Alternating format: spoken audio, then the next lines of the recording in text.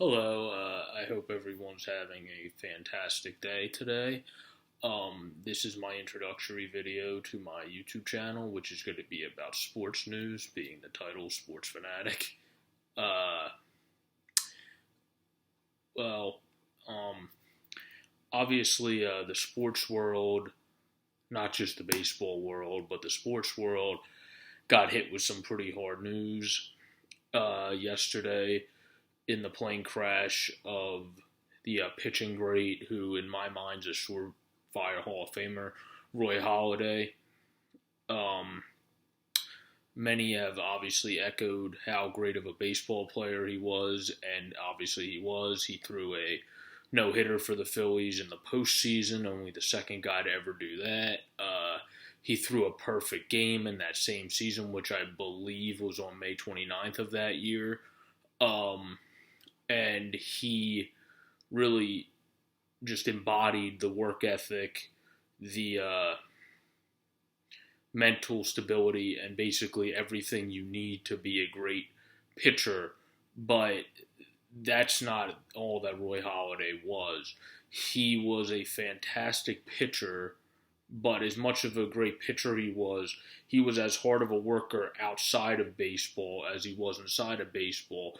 He was also a fantastic gentleman, which is what everybody echoed, including players like Chase Utley, Jay Roll, Chooch, Carlos Ruiz, Jimmy Rollins, for Toronto, Greg Zahn, among others.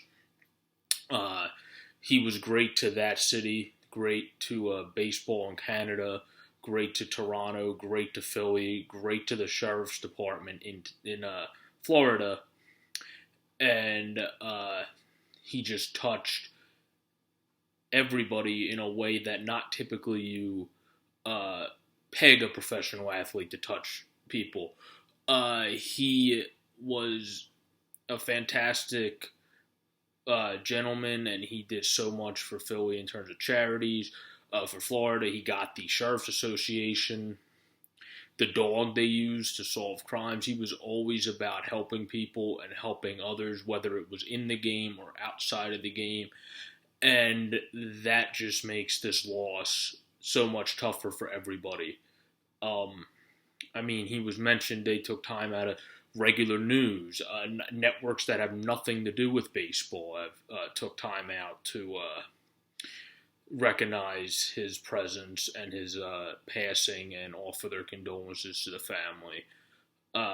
We don't know the cause of the plane crash yet. They're still under investigation. So in a later video, if that comes out, I might mention it, but it would be typical news, so there would be no reason to necessarily. But with that, now we'll move on to actual news. It's been reported that in the NFL, Jim Irsay said that Andrew Luck's injury is in his head. Well, we all know Jim Irsay is not the best owner, or frankly, not a good owner at all. He just doesn't run the organization well, and says things and does things that hurts the PR of the organization, but also the PR of the NFL, because he's a pretty popular, known owner. And when you do stuff like that, like imagine Jerry Jones or Robert Kraft getting caught with drugs in their car, which he did in the past. That would set a firestorm through the league, and it would just be ridiculous proportion how much the PR and how much viewing goes down for those two teams. The Colts have a lot of decent players on their team. They have T.Y. Hilton, Andrew Luck when he's healthy. Jacoby Brissett is a pretty solid quarterback too. No one can compare to Luck. Luck is a very good NFL quarterback, and honestly should be considered elite, because he had so many great years to start his career, but then the organizational cultural purposes just got worse and worse as time went on with Jim Irsay and who we decided to hire. Andrew Luck, like Max Kellerman said on First Take earlier, I echo that. I don't know if he's going to be the best elite quarterback. I don't agree with that necessarily. But he's an elite quarterback, and he deserves to start for a Class A organization, which, as much as I think the Indianapolis Colts are a good team and will be good again, it's going to be hard for them in the Super Bowl with their current management class and with the cultural issues they have because, in my opinion, being a great team is having great players and having good family qualities in the team go a long way, but also having a good culture as an organization goes a long way. And I don't see them, unfortunately, going far, even if he comes back with the current status of the organization. Getting on the memo of it being in his head, it's not in his head. It's a shoulder issue. You never got anything to protect him. Your O-line has been trash.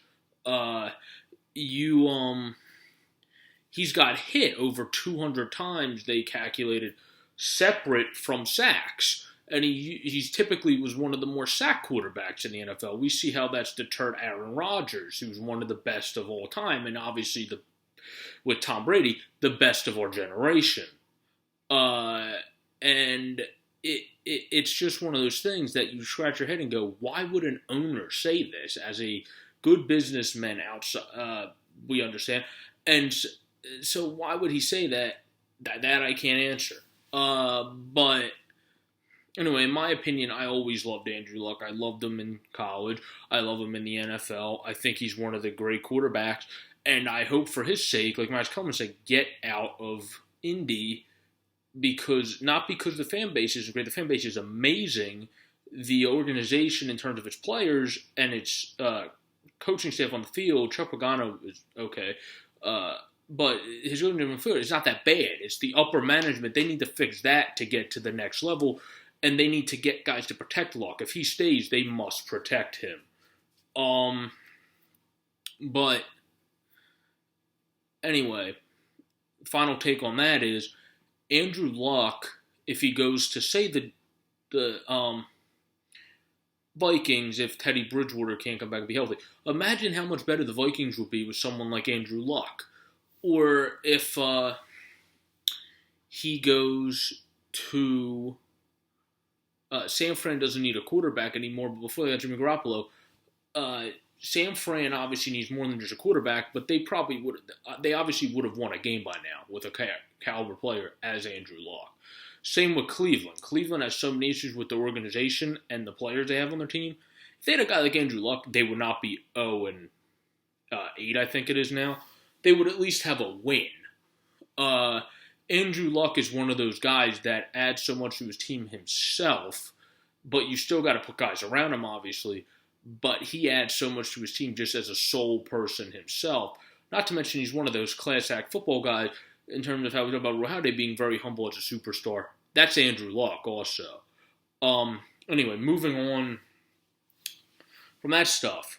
We saw the NFL rankings today. I re-ranked mine a little bit. Let me look on my thing here of what the rankings were that they did. They did the Eagles, which is my team, so go Birds. They did the Eagles 1, Pats 2, Steelers 3, Vikings 4, Chiefs 5, Seahawks 6, 7 Rams, 8 Cowboys, 9 Saints, and 10 Jags. I also have something to point out about the Jags, which is a good thing later on. I agree with most of the rankings, except for the fact I agree with Will Kane, who is a new analyst on ESPN. I agree with him saying, and being an Eagles fan, you never want to go for the Cowboys and favor them all the time. But how did they drop? They've been on a winning streak, and they've been dropping in the rankings. It really doesn't make sense. And um, in my opinion, they should obviously be higher. Um, I think the Seahawks are too high because let's face it, the Seahawks are mainly good this year because of how great, who is another really good quarterback, Russell Wilson is playing. And it kind of echoes the same reason the Panthers are good this year is because of how good Cam's playing and also the emergence of a great rookie in Christian McCaffrey. But it it kind of is amazing how high. I don't know if the Patriots are also too. The Patriots are obviously a class act organization, one of the best in football. Whether you like them or not, they're typically one of those love-hate organizations, but that you can't argue if they're one of the best or not. They're clearly one of the best class act organizations in the league. The Patriots should probably be a 3, 4, 5 because they struggle on D, and obviously a lot to do with them winning has to do with the great coaching and Tom Brady. That being said, they're still a top 5 team, but in terms of being second, I don't know about that. My rankings, I kept the Eagles first, the Steelers second, so battle of PA top 2, Pats third, Rams fourth, Cowboys fifth, Saints sixth, Chiefs seventh, Vikings 8, Seahawks 9, and Jags at 10. Because in my opinion, you can't put the Vikings at 4 right now because the way I do top 10 rankings, in my opinion, is the likelihood of when they make the postseason, how will they do also. And with Case Keenum is a really good backup quarterback, but that's the key. He's a very good backup quarterback. In the postseason, when he faces elite talent and an elite defensive line and great people, if he's still the starter in the postseason, that's going to be tough. Granted, he probably won't be the starter. Teddy Bridgewater is supposed to come back, but he's going to take time to adjust. And will they start Teddy Bridgewater immediately because he's going to take time to adjust, or will they have him sit a little bit? Because the Vikings' defense is really good. It's enough to carry them into the postseason, but you also want to give Bridgewater time, obviously. I think they should start Teddy Bridgewater within the next couple weeks if he's healthy, because he needs to have time to come back and adjust, because Sam Bradford was just placed on IR. In terms... So I think they should be lower. I obviously put them at 8. I think they will move up because I think they will get better as Teddy Bridgewater comes back and readjusts. I think Teddy Bridgewater is a good enough talent, and talking about work ethic, he's always been known to have a pretty good work ethic and a pretty good commitment. I think he will come back and be solid, but it's unrealistic to say he's going to go back to the level he was at when he got injured immediately. But I think he will be fine. But the reason I kept the Eagles first is because they're one of the most balanced teams in the NFL. They run a lot and they pass a lot, balanced evenly, and they just beat one of the best defenses in the NFL. The reason I moved the Steelers to second instead of having them third is because of the same reason. They're one of the more balanced teams in the league too. Ben has been getting going again after a couple bad starts for who's also a elite quarterback.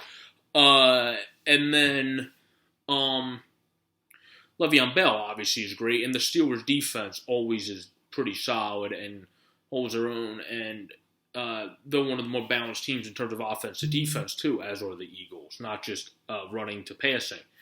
The Pats are third because, they're the Patriots. Like we said, they're a great organization, a class act organization. The Rams are fourth in my book before the Cowboys, and here's why.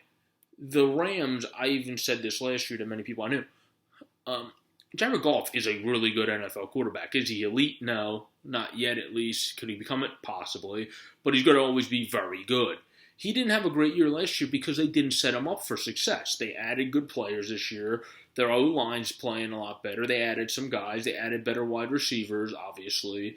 And their defense is playing overall better. So they're a balanced team on both sides also. Then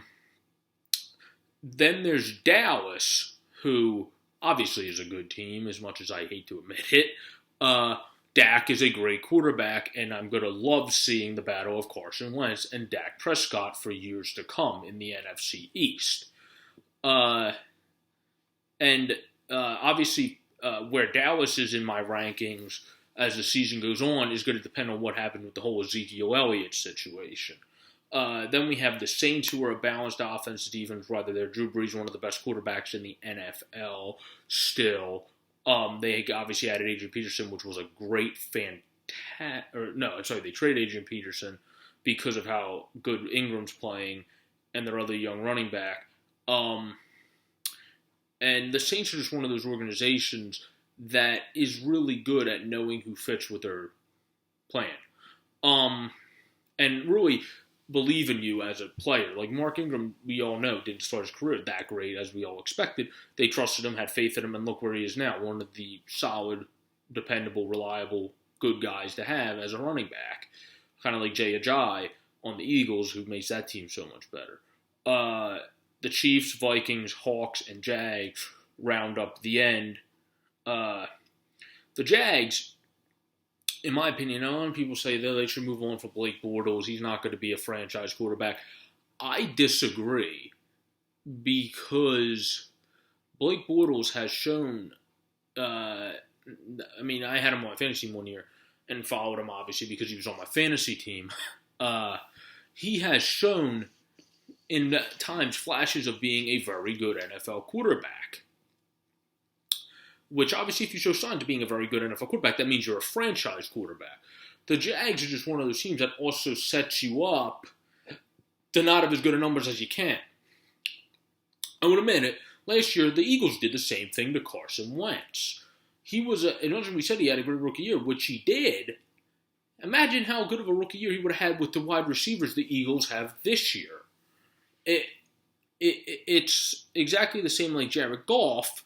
They added so many good wide receivers and a better team around him, and look where he is now. The Blake Bortles is doing decent this year, back and forth year, but imagine adding a wide receiver or two like the Eagles did, like Rams did. I think that goes miles, and this is a team that might make the postseason this year already, and I would love to see them make the postseason because I would love to see how Blake does in the postseason because that's obviously a big sign. Like Tony Romo was a good NFL quarterback, a good franchise quarterback, but that's one of the things he always struggled with, and I don't think Blake Bortles will. I don't think Jared Goff will. I obviously don't think Carson Wentz will. He's one of the elite of the elite of that class of young QBs. Dak won't. He'll help Dallas get through those ruts of how they used to have struggling when they made the postseason. And then to real quick run on, how about them Sixers? 5-game winning streak. I mean, trust the process, right? I mean, it's finally working. Of course, yeah, we have some issues still. So issues we have to get past, like our medical staff being weird with the whole Markelle Fultz situation, the Julio Okafor situation, etc. But we're not going to touch on those right now because of how great we're playing. And the Sixers have the Kings next, who are 2-8. The Warriors, who is going to be obviously a tough win. That's probably going to be a loss. Who are 8-3, the Clippers at home at the Clippers, who are 5-5, and the Lakers at the Lakers, who are 5-5. Both games at the Staples Center, obviously. I think we obviously beat the Kings. I think the Sixers beat the Kings. They're not going to beat Golden State at Golden State, most likely. I mean, anybody has a chance. If they do, it will be a huge upset. Clippers, they can beat at home at LA, and I think the Lakers, they can also beat at LA, but I think they're split those games to beat one of those two teams. But that's a great marquee matchup. Lonzo against Ben Simmons. That's going to be a game that most NBA fans watch, not just Philadelphia fans, in my view. Then we're home versus the Warriors, and as a bold prediction, I'm going to say at home we are going to beat Golden State. We have looked so good at home this year. Moving on to the Flyers. The Flyers have the Blackhawks, Wild at home, then at the Wild, then at the Jets, then home against the Flames. I think we beat Chicago tomorrow. We split the Wild series. I think we will win here because we've been playing really good here also this year. And we will lose on the road to Minnesota. Then the Jets are a great team this year. They're 8-3-3. Those Winnipeg Jets. It's going to be a very tough game in Winnipeg. I think we'll at least make it to overtime on them, so we'll get 1 point. But it's going to be a tough game. And the Flames are 8-7-0, but they're not a team to doubt. They've been looking okay this year. I don't think they're going to make the postseason because they're not expected to. But they're not a team. We sometimes struggle against them, but that's at home too. So I think we win those. So I think the Flyers go in the next 5 at least 3-2. They can easily go 4-1, but we've been struggling back and forth. That's why I'm putting them at 3-2. Because of our inexperienced defense still is learning together, who I think will eventually become great. Mark Old, in my opinion, is an underrated defenseman. Robert Hagg looks amazing. And this just shows how great, not how great, but how good Andrew McDonald actually is. And we do trash him sometimes. But he's a good veteran presence and a leader and a guy that, again, going by work ethic, shows how much you have to work and lead by example. Sixers will be 3-2 also in their next the Sixers will be 4-1 in their next 5, I think, because we're going to beat the Kings, we're going to lose at the Warriors, we're going to beat one of the Lakers or the Clippers. Then I think, like I said, with the upset, we are going to beat Golden State at home. We'll see how that goes, but I think we're going to beat Golden State at home. So that's all I got for my first video. I hope everybody enjoyed it. Have a great day, everyone. Have a fantastic Wednesday. And remember, always tell your loved ones you love them. Give everyone a hug and show them how much you appreciate them. Peace out, everyone.